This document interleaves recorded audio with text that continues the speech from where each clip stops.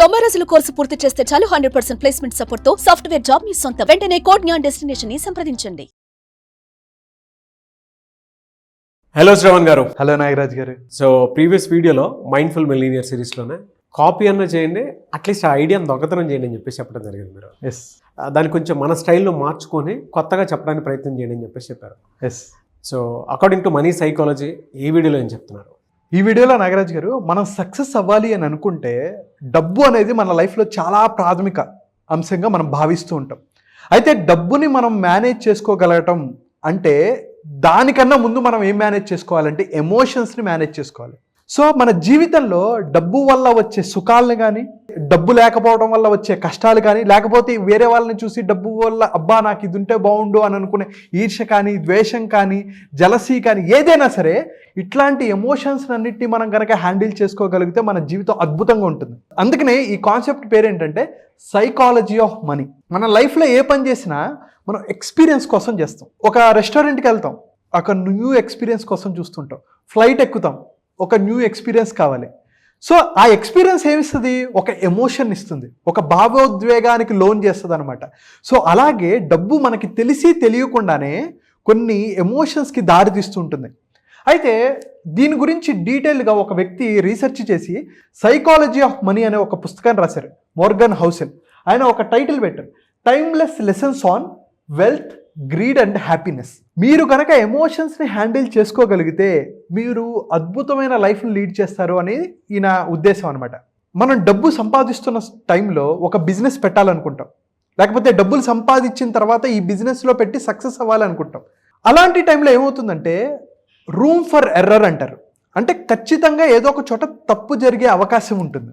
అందుకనే ఈయన ఏమంటారంటే ఒక అద్భుతమైన కోడ్ చెప్పారు, planning is important but the most important part of every plan is to plan on plan, not going to the plan.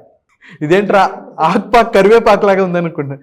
So ఈయన ఏమంటారంటే ప్లానింగ్ ఈజ్ ఇంపార్టెంట్, ప్లానింగ్ అనేది చాలా అవసరమే, but the most important part of every plan is to plan on the plan, not going according to the plan. అంటే simple example మన అందరికీ అర్థమయ్యేటట్టు, ఓ plan ప్రకారం వెళ్ళకపోవడమే ప్లాన్, వెళ్ళకపోతే ఏం చేయాలి అనేది ప్లాన్. సో సింపుల్ ఎగ్జాంపుల్ చెప్తా. మనం ఏం చేస్తామంటే మనం అందరం ప్లాన్ తీసుకుంటాం. పొద్దున 6 to 7 లేవాలి, 7 to 8 ఎక్సర్సైజ్ చేయాలి, మెడిటేషన్ చేయాలి, చదువుకోవాలి, అన్నీ ఒక ఎంటర్టైన్మెంట్ ఈ టైం వరకు క్రికెట్ చూడాలి అనుకుంటాం. అవును, ఆ క్రికెట్ ఏం పెట్టుకుంటాడు, నైట్ 8 to 9 పెట్టుకుంటాడు, కానీ అది 8 hours అయిపోతుంది రోజు.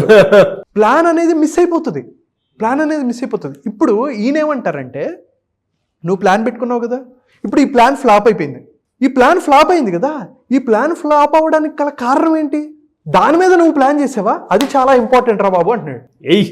సో నీ ప్లానింగ్ ఎక్కడ తప్పు అవుతుంది? నువ్వు ప్లానింగ్ వేసుకుంటున్నావు కదా, నీ ప్లానింగ్ ఎక్కడ తప్పు అవుతుందో, ఒకవేళ తప్పైన ప్లాన్ కోసం నువ్వేం చేయాలి, ఆ ప్లాన్ని ఎలా బెటర్ చేయాలి అని చెప్పేసి దాని మీద ప్లాన్ వేయమంటున్నారు.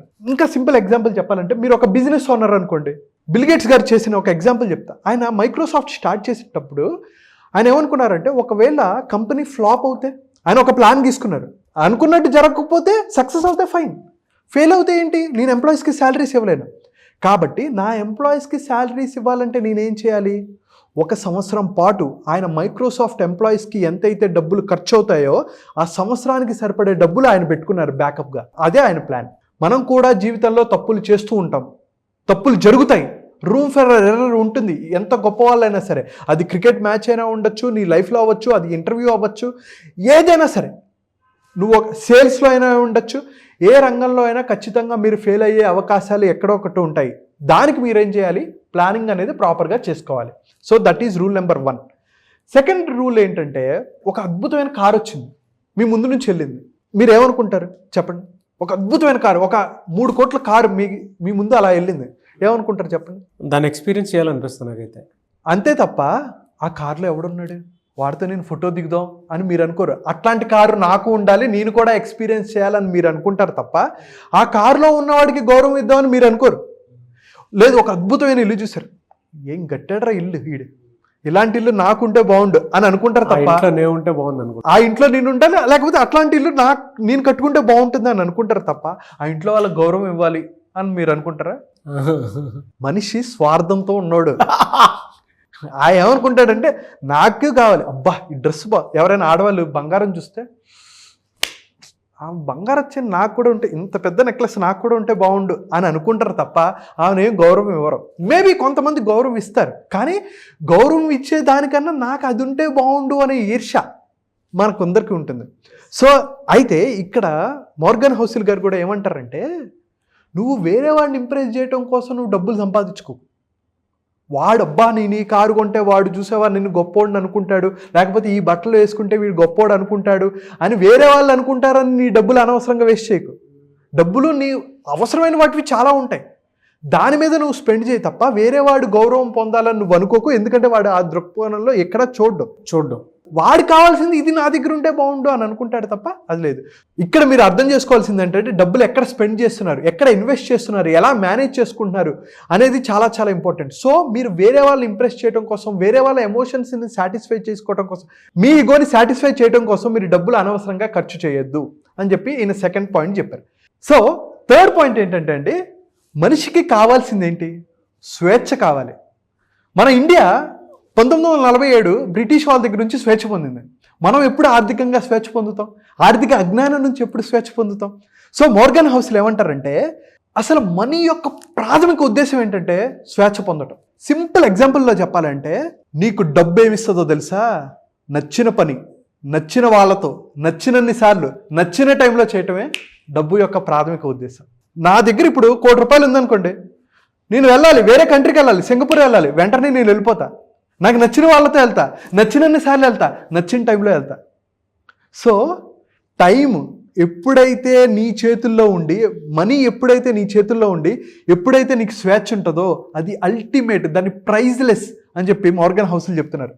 అవునా కాదండి? మన లైఫ్లో నచ్చిన పని నచ్చిన వాళ్ళతో నచ్చినన్ని సార్లు నచ్చిన టైంలో చేయటం కన్నా గొప్పది ఏమీ లేదు.